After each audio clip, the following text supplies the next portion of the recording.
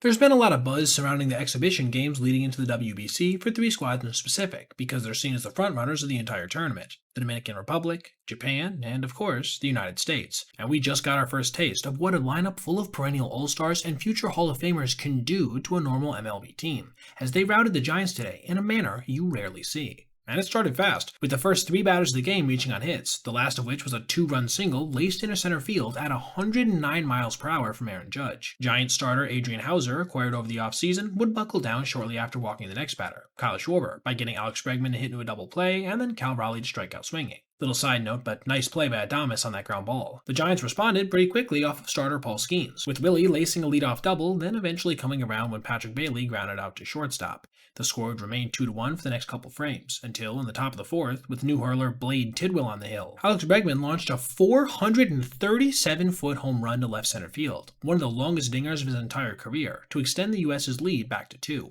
However, this would be only the start of the onslaught. In the following inning, Bryce Harper would drive in two more on a sharp single to right field, this one at 111 miles per hour. In the sixth, it was Roman Anthony's turn, crushing a no-doubter deep over the fence in right field. Even if he was added late as a replacement for Corbin Carroll, be sure to pay attention to a guy who actually had the highest hard hit rate in the entire sport last season amongst any player who had at least 150 batted balls. At this point, a number of defensive replacements came on for the United States, some of which were borrowed from the Giants minor league squad, leading to the next three guys who registered RBIs to not even be on the team officially. At this point, it was 10-1, swelling to 12 when another U.S. guy, Gunnar Henderson, crushed an RBI hit of his own, this one being a 106-mile-per-hour double to center field.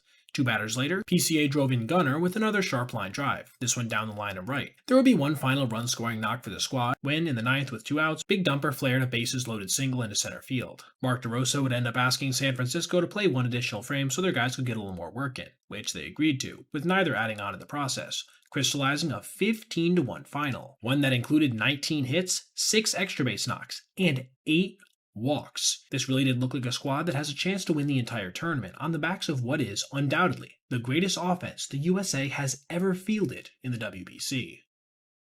Alright everybody, if you made it this far, I appreciate you watching, and if you did, consider checking out any of these other videos on your screen right now for other content just like this. Also, if you ever see anything you'd like to see me detail in the video, feel free to reach out to my email, basebpoet@gmail.com, and if I end up using your idea, I'll give you a shout out.